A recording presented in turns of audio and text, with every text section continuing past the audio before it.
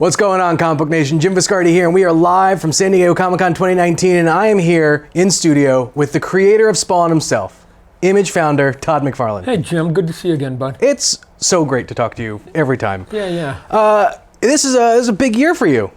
Yeah. Spawn 300. Right. Yeah. Right around the corner. Yeah. You know what's interesting, Jim, is sort of taking this baby that's now 27 years old and trying to make him relevant again, right? I mean, one of the hardest things to do being in any industry is once you've sort of had a certain amount of time, there becomes natural bell curves of sort of the business of it. And then you have these, peaks and valley. And in comic books, any title that you and I could come up with that's been around for decades, we could pick a couple high points and a couple low points and then a bunch in between, right? And so the work is to say, hey, no matter where you're at, can you always keep pushing it up a little bit? And so, we're at a point where 27 years after the first issue of Spawn 1 came out, that was the #1 ordered book, that we have a pretty good chance of making Spawn 300 the #1 ordered book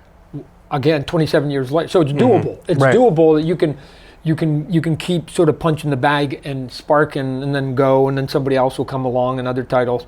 And then it's my job to say, hey, maybe in 3 more years, can I come up with something else that will make it the #1 or a top 10 book? You got a few collaborators that are sort of also here in town, Greg Capullo being one of them. Yeah. What's it like? I mean, I know you and Greg hang out, quite a bit, but to be sort of on the show floor, and we were talking a little bit, you're working away even when you're on the con, right? Yeah. I've been posting some pictures like on Instagram where I'm like inking on boats and planes and cars and stuff. That's all true, right? People go, is that staged? I had somebody saying, is the car even moving? So I even did one where I showed the video where I'm inking and there's the moving car. So the answer is yes. I mean, you have to be particular what you're inking while you're on the move, because a car is bumpy. A plane is pretty smooth, and depending on the water, a boat can be smooth, because I was going off and on an island. But now here at the convention's no different, right? You do your convention from 9 to 5, and then just like last night, Scott Campbell and I went upstairs till midnight, and you just work on your pages. And I'm going to do it again today. Greg Capullo is supposed to come by, and then I'll do it tomorrow. When you have deadlines, this is the thing. Right. This is the thing about monthly comic books, right? So anybody that has any ambition to do a monthly comic book, and I recommend you should try, because it's a great thing to do for your career. But you need to just remember just one prayer that you need to say every morning if you're doing a monthly comic book. Monthly comic books will not be a complete, utter joy every waking second. Once you accept that to be true, you're good. And which basically means that you've got deadlines, and that you just have to let it go, and everything can't be perfect, and you just have to get it done. And this is how you get to 300 issues. You just go, you're not worried about the imperfections, you're worried about the body of work now will supersede any weak page that you handed in, or will supersede any amazing page you handed in, or any amazing issue or story, any of it. The body of work is the big umbrella that they will judge you by at that point. Going, do I like that character? Did I like that book? Did I like that title? So that's it. So yeah, maybe while a bunch of people are having fun tonight, I'll be doing backgrounds. Does it feel like 1992 kind of all over again, getting to collaborate with all your friends? Yeah, it's pretty fun too, because I'm also inking directly on paper. Right. So for the last 12, 15 years, I've been doing digital artwork, right? I do know it goes way faster on digital, right? I'm inking these pages, having a lot of fun, but going, I could have done this twice as fast if I was just, because you don't have to make sure the ink and the nibs and the paper, and if you made a blotch or something like that, you don't have to fill in blacks. That's just a button on the computer. It's cool. But the one thing that I was surprised, I hadn't inked consistently on paper for a long time, and I thought, it's going to be a little rusty. It took me about 2 pages to just sort of go, okay, Greg uses a different paper than I use. So I just trying to get used to it. And I went, no, it came back pretty quick. It came back pretty quick. But again, I've been doing digital where I can zoom in, so I don't have to be so precise. So you just get your face closer. Where you're doing those little tiny hairlines on paper, they are hairlines, right? When you do it on digital, they don't have to be hairlines, right? So, but I'm having a good time. Nice. If anything, I'm going, wow, I actually know how I want to end my career. Right? That's awesome. I just want to do comic books and just all the rest of the stuff, toys, movies, Hollywood. Just, I just want to do comic books. They're cool. Jumping real quick, only because I got a chance to speaking of comic books, talk to Kirkman and Liefeld Yep. The other day. Oh, and, together or separate? Yeah, together. Oh, that must have been a good interview. And I asked them, any chance I get to ask this question, I take it. But if those guys and Larson picked up the phone and said, hey, let's pick up Image United, you ready to do it? Ready to finish it up, or is that yeah, possibly. Because that is a jam. That's a jam book. That is a book like unlike any the industry hasn't seen before. Yeah. It's interesting because there's two thoughts, and I'll tell you why I hesitated on you. Was you can do that book and finish it, but again, it would have been such a big gap. You got to now re-educate a whole generation that gets there. Or do you do something new, relevant, current that somehow gets the vibe of everything? So we're actually having some of those conversations right now. Oh, cool. Depending on where we get, minus that. Right. For me personally, I'm going to be expanding the Spawnverse, for lack of a better word. Anyways. Right, because again, Todd, you've done 300. Can you get to 600? Of course I can, and I've already sort of started mapping it out. But it means that I need to pull the lens back, which means the world gets bigger, which means I need to populate it with more relevant characters, but it would be super fun to be able to tie those with some of the stuff that some of the other creative people and my partners have done in the past or could create. So. I don't know. Actually, you know what? What was their answer? Their answer was if they're ready if everyone else is ready. That's I think Kirkman. I think Kirkman said 2022 is when. I think that's the date he threw out there. That's it.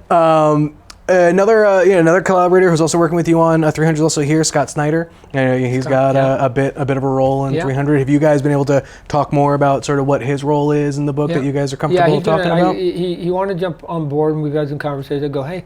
So I want you to write like one of the smaller chapters. And he's like, yeah, I'll do whatever you want, Todd. It'd be cool.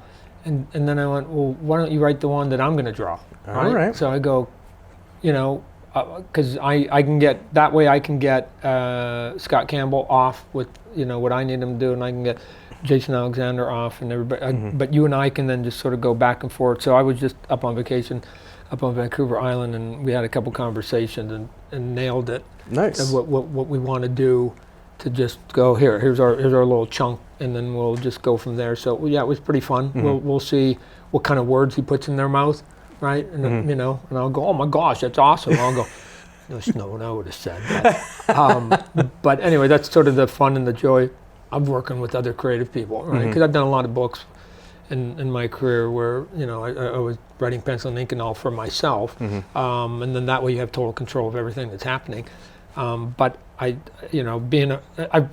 thing is, I've written way more than I've drawn now, right? And I like to actually react to the art and just give them a rough idea, see what the art looks like, and then come back and then come up with the words in their mouth. So it'll be interesting. Yep. Nice, excellent. Another guy's here. I can't let you go without asking a question about this. Greg Nicotero's here. Yes. And then you guys chat on and off about the designs for Spawn for the movie.